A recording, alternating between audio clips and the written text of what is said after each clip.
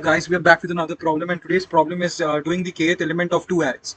Okay, so kth element of two arrays is basically there will be an ARR1 and there will be an ARR2. ARR1 will have a set of values, and ARR2, the second array, will have a set of values. Our task is to merge ARR1 plus ARR2 equals to ARR3, which will have set of values. Okay, so in this particular set of values, what we can clearly see is the both the arrays has to be in sorted order. So I can write we'll sort the both the arrays. We'll sort the both the arrays. Okay. After that, we'll be having a third array, which will in turn be in sorted order. Which will in turn be in sorted order. No doubts regarding that. What we will basically trying to do is we'll be given a value, say value. We'll be given a value k. We have to check the value k is basically index position. At that particular position in the new array, whatever value is there, we have to return this. So this is a medium problems because we have to know the concept of merge to sorted arrays. Merge to sorted arrays. Okay. So how we are going to do this? So if we clearly see the driver solution, we'll be taking the length of the two arrays. Okay, we'll be taking the length of the two array. After that, we are going to sort the two arrays. Then we are going to store the length of the third array. And now we are going to merge. For merging, we'll be iterating from I and j, the two indices of the two arrays. If the indices 1 is lesser than equals to 2, so we are merging in the sorted manner. So this helps us merge in sorted manner. Okay, we'll be updating the index of both the cases. Similarly, we are going to copy the values of n and m if there are any rest of the elements present. So let us do this part at least for now, and then we are going to complete the other part. So we'll be quickly coming to the solution. If you see, I'm going to quickly end over here, and I'm going to write the sizes as int1, n equals to arr1 dot length, arr1 dot length. So if I arr1 dot length, and then I will have an m equals to arr2 dot gth. Okay, now I have two arrays. Okay, I've taken the size of the two arrays, so I can have say z equals to int. I can have int z equals to n plus 1. Okay, so I can have n plus m as int z. So I can have another array, int merged array. I can write equals to new int. I will take the size as z. Okay, so now I've stored my merged array over here. Now how I'm going to merge the array? Here comes the challenge. So I will be having a counter as int I equals to 0, int j equals to 0. And I will be having a loop for while what will be the loop condition? I is less than n and j is less than m. So I can write I lesser than n and j lesser than m. So in the while loop, I'm going to update the index. So before that, I'm going to check the array is in sorted order. So I'm going to check arr1 of I is lesser than equals to arr2 of j.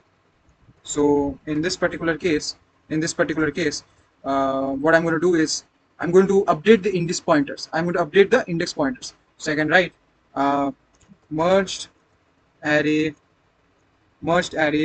of I plus plus equals to merged array of I plus plus equals to, I can write arr1 of I plus plus. Okay. Once my if part is done, I can take the else part. In the else part, I can write merged array of j plus plus equals to arr2 of j plus plus. Okay, so I've successfully merged the two arrays. Now what I'm left with, I'm going to do with the remaining elements. For the remaining elements, I'll be having a check of the indices. So I can write over here int index equals to 0. In this case, I have taken I plus plus, so that was a mistake. I have to use this particular counter as index plus plus index. Similarly for this index.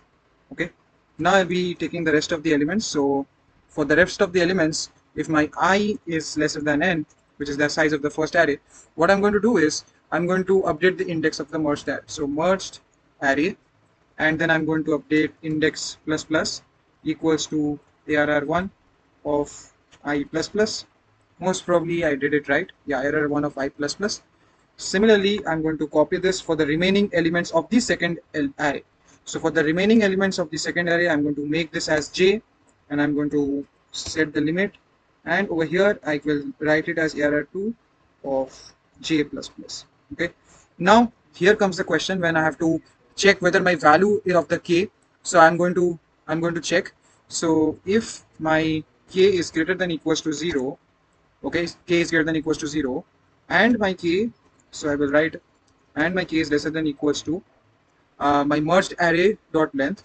So merged array dot length, then I'm going to just simply return merged array present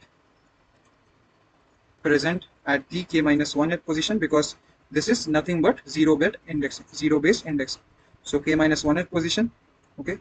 In the else, what I will do is throw new illegal argument exception. I can pass an illegal argument exception. Throw new illegal argument exception. I can pass an exception that k is out of bounds. K is out of bounds. Okay, k is out of bounds.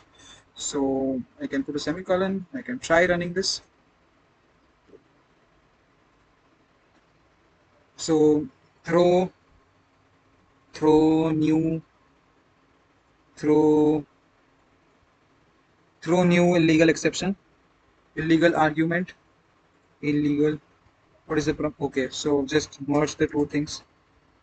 Yeah, now it should work.